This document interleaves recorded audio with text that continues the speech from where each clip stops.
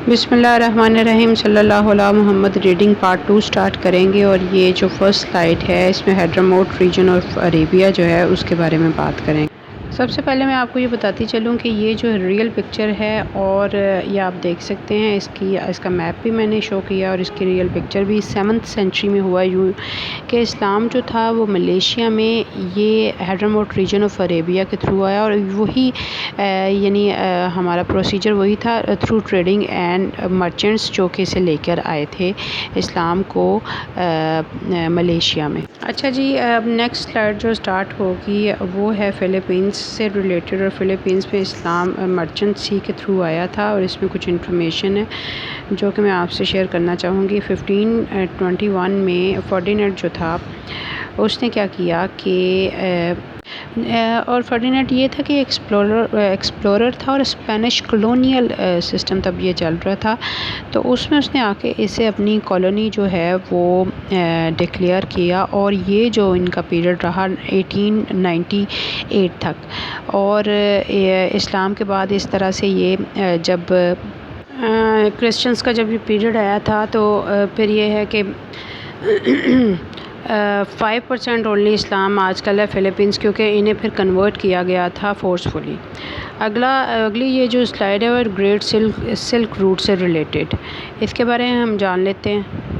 और अब मैं ये शेयर करती चलूँ कि Islam transported to China and Central Asia through the Great Silk Route से भी ट्रेडिंग के थ्रू इस्लाम फैला था।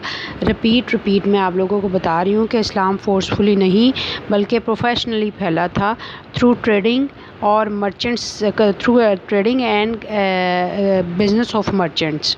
जी, अब हम नेक्स्ट स्लाइड देख लेते हैं।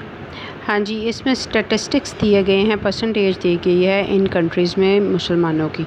इंडिया में 13.4% है, चाइना में 1.5%, और mainly living in western provinces Sinkiang वगैरह में रहते हैं। और जो फ़िलीपींस है उसमें ओनली 5% है। फर्डिनेंड की फोर्सफुली क्रिश्चियनिटी को इंट्रोड्यूस करवाने की वजह से वहाँ अब इस्लाम जस्ट 5% है।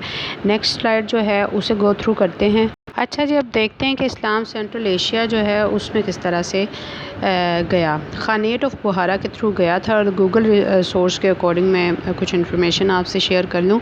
The khanate of Bukhara was an Uzbek state from the second quarter of the 16th century to the late 18th century in Central Asia, बुखारा।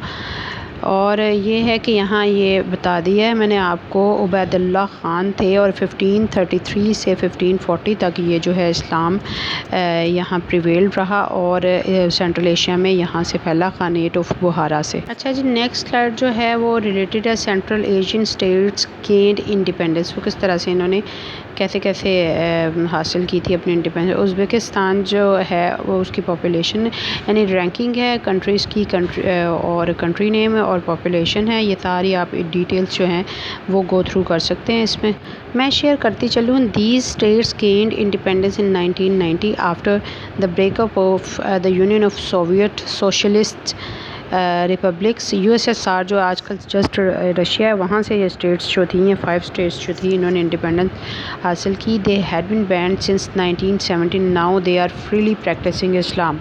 अच्छा, ये अब मुस्लिम स्टेट्स हैं, पहले ये USSR के अंडर थी और यहाँ यानी नो रिलीजन था, लेकिन अब जब इन्होंने अपनी ये इंडिपेंडेंस जो है गेन की, इसके बाद से अब इन्होंने इस्लाम जो है in the real sense practice करना शुरू किया है।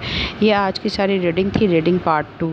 ओके बच्चों, आज की रीडिंग तो कंप्लीट हो गई। अब इंशाल्लाह जैसे ही अपनी डेट्स के according question answer plus word meanings है और वर्कशीट जो है उसका सोल्यूशन और उसकी एक्सप्लेनेशन आएगी, तो आपने साथ साथ जो है काम करते रहना है। आपने पहले बुक जो है वो इन डिटेल पढ़नी है और उसके बाद आपने ये मेरी जो एक्सप्लेनेशन है रीडिंग इसे उसके साथ अलाइन करना। ओके, टेक केयर, अल्लाह।